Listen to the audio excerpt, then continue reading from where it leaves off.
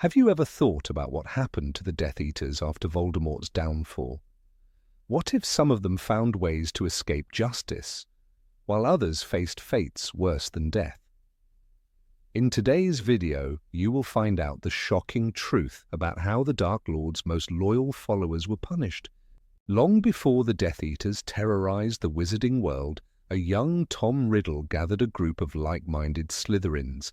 They believed themselves to be his friends, though he never truly cared for them. According to Albus Dumbledore, they were either weak students seeking protection or cruel individuals looking for a leader to justify their actions. These early followers would later become the first Death Eaters. Under Voldemort, they became an unstoppable force, enforcing his will in both magical wars, but even after their master's demise, some managed to survive. Their fates were filled with fear, betrayal, and, ultimately, justice. Where did the Death Eaters come from? By 1970, Voldemort had officially formed the Death Eaters, starting with former Hogwarts students, mostly from Slytherin. They referred to him as the Dark Lord, and those he deemed worthy received the Dark Mark, a skull with a snake, a symbol of ultimate loyalty.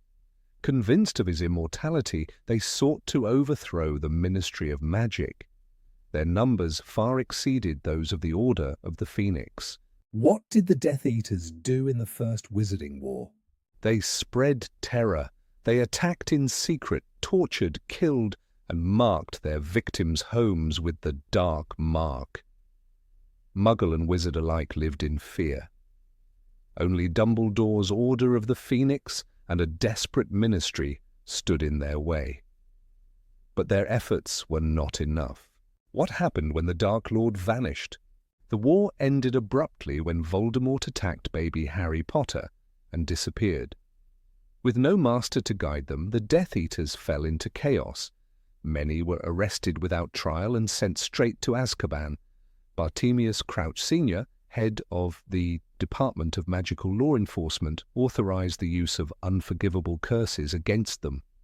Some, like Sirius Black, were wrongly imprisoned, while others, like Lucius Malfoy, avoided punishment by claiming they were under the Imperious Curse. Who was punished after the First War?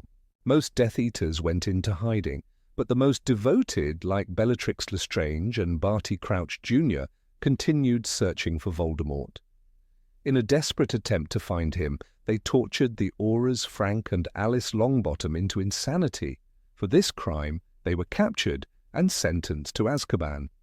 Others, like Evan Rosier, fought to the death rather than be taken alive. How did the Death Eaters return?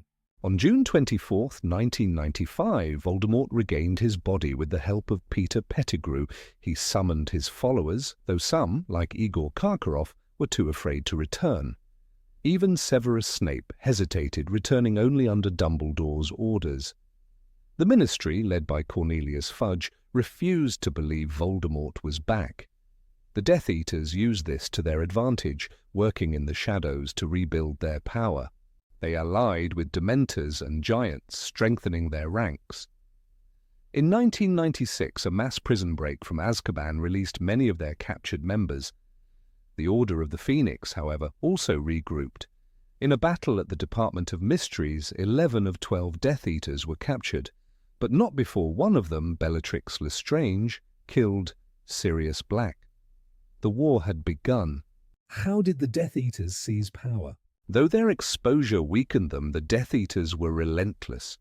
They resumed their reign of terror, targeting key figures like Wandmaker Ollivander and Amelia Bones, head of magical law enforcement. Their objectives were clear: kill Dumbledore, capture Harry Potter, and take over the Ministry. On August 1, 1997, they stormed the Ministry, killing Minister Rufus Scrimgeour. Under their control, the Ministry granted them full amnesty. Voldemort now ruled the wizarding world from the shadows. How did the Death Eaters fall? The final battle took place at Hogwarts. As Harry and his friends destroyed the remaining Horcruxes, Voldemort became vulnerable. Harry, realizing he himself was a Horcrux, willingly faced Voldemort's killing curse. But he survived. Meanwhile, Neville Longbottom beheaded Voldemort's last Horcrux, the snake Nagini. The Dark Lord, weakened and alone, was finally defeated. What happened to the Death Eaters after Voldemort's death? With Voldemort gone, the dark marks on their arms faded into scars. Many fled, but justice found them. Some, like Barty Crouch Jr., were already beyond saving.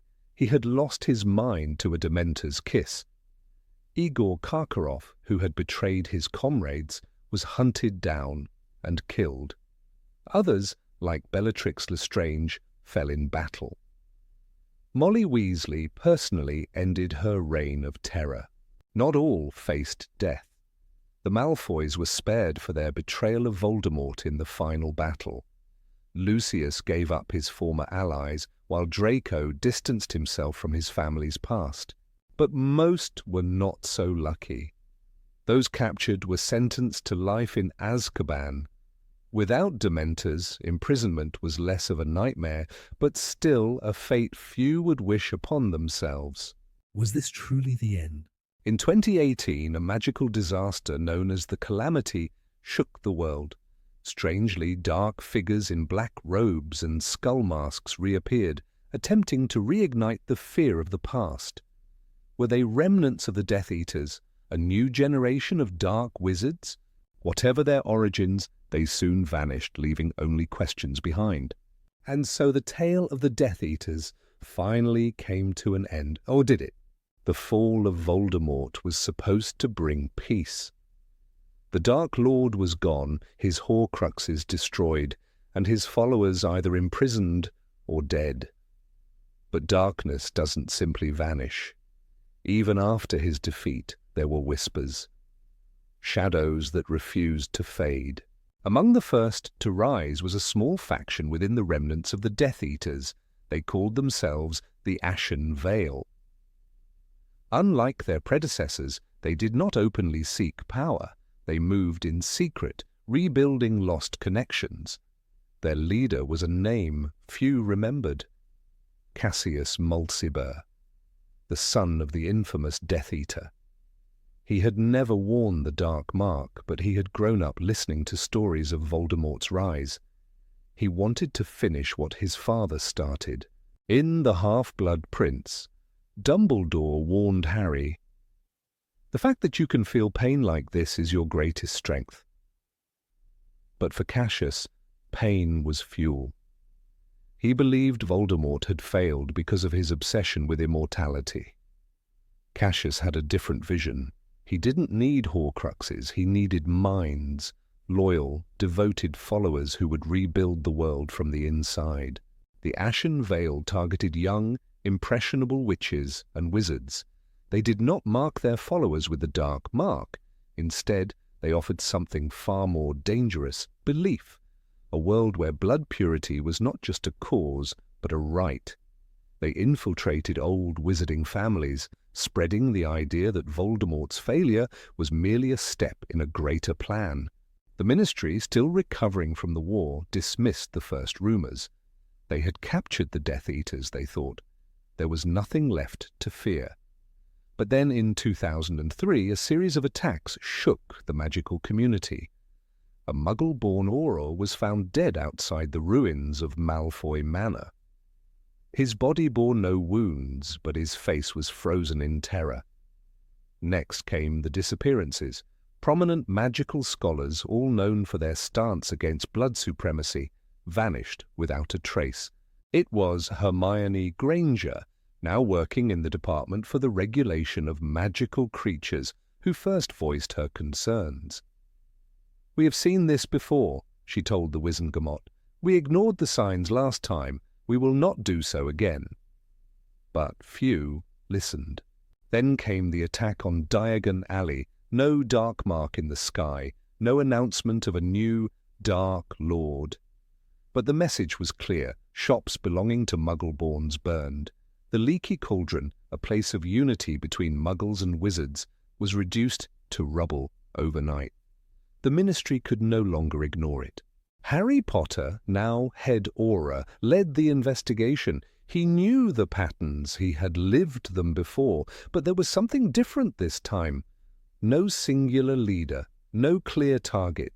The Ashen Veil thrived in the shadows. They did not seek war, they sought influence. They wanted to poison the minds of the next generation, to plant seeds that would take root long after the last Death Eater was gone. The final confrontation came in the Forbidden Forest.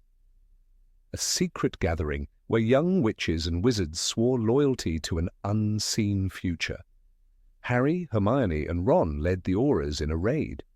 Cassius Mulciber stood among his followers, calm, unafraid. "We are not Death Eaters," he said, as wands pointed at him.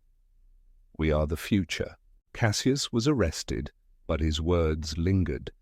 Evil does not die with a single man. It waits, patient, until the world is ready to listen again.